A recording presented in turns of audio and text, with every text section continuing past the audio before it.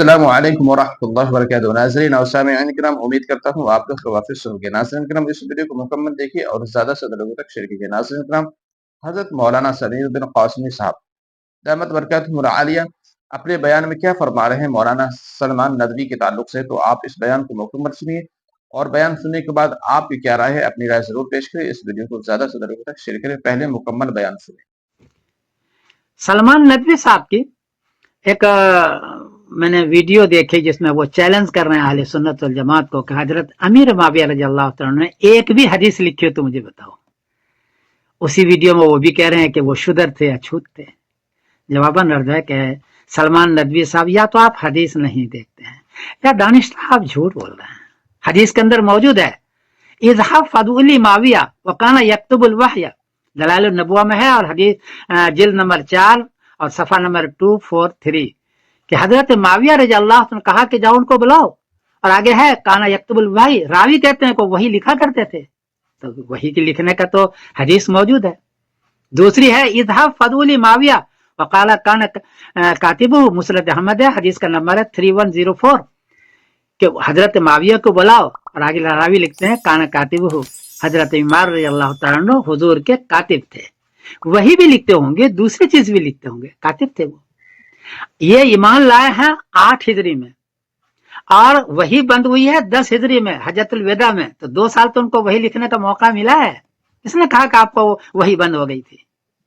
تیسری حدیث ہے ان نبی صلی اللہ علیہ وسلم انه قال لمعاویہ اللہم اجعلہ ہادیا مہدیا واہد بہ، ترمذی شریف، حدیث کا نمبر ہے 3842، اے اللہ حضرت معاویہ کو ہدایت دینے والا بنا، ہدایت یافتہ بنا، اس سے ہدایت پھیل جائے، یہ بتایا۔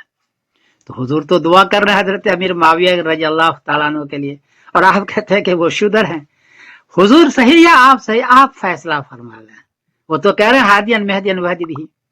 ایک چوتھی حدیث میں ہے ان نبی صلی اللہ علیہ وسلم قال لمعاویہ اللہم مکن لہ فی البلاد وقہ سوء العذاب، طبرانی، اور حدیث کا نمبر ہے 1065، اے اللہ معاویہ رضی اللہ تعالیٰ عنہ کو شہر میں قوت عطا فرما اور برے عذاب سے ان کو بچا۔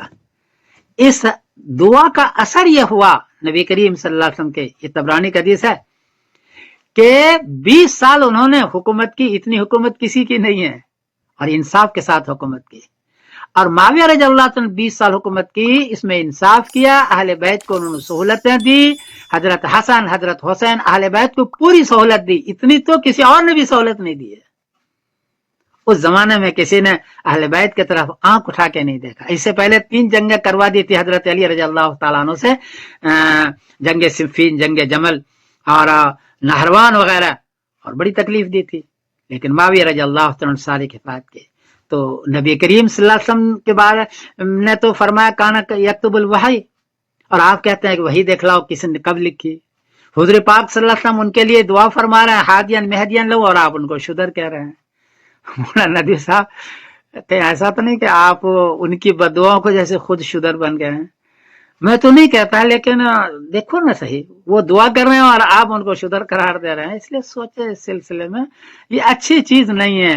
حضرت معاویہ کی خدمات اہل بیت کے لیے بہت زیادہ ہیں، آپ بلا وجہ بغض میں ہیں۔ بہرحال معاف کر دیجیے گا اگر میں نے کچھ کہا ہو تو، میں سمیر الدین قاسمی بول رہا ہوں۔